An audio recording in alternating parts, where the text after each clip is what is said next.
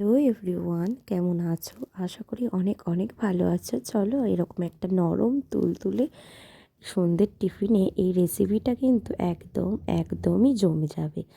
তো খেতেও কিন্তু খুব সুস্বাদু।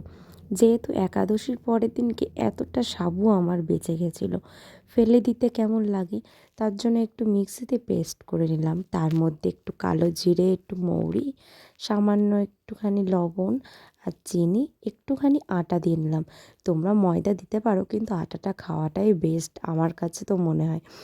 তো আমি একটা ভিডিওতে দেখেছিলাম যেরকম জরির মধ্যে তেল দিয়ে একটু চাপটে দিলে মানে বেশ রুটিগুলো ভালোই হচ্ছে। তো আমি এটা করতে গিয়ে একদম হিমশিম খেয়ে গেছি।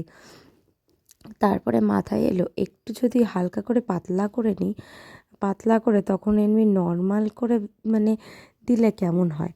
তো প্রথমে তো আমি দুখানা আমি এইভাবে করলাম, তো করার পরে একদমই বাজে হয়েছিলো। তারপর আমি একটু পাতলা করে নিয়ে এইভাবে কড়াইতে দিয়ে একটু খুন্তি দিয়ে যেমন গোলা রুটি করে ওইভাবেই করে নিলাম। যেহেতু এটা একটু আঠালো ভাব, আর সামান্য তেল দিলেও হয় না দিলেও হয়, এত সুন্দর খেতে হয়েছে। এর স্বাদটা একদমই অন্যরকম।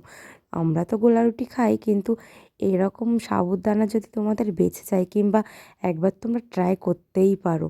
তো খুব সুস্বাদু হয়েছিল। তো তোমাদের কেমন লাগলো অবশ্যই জানিও। টাটা।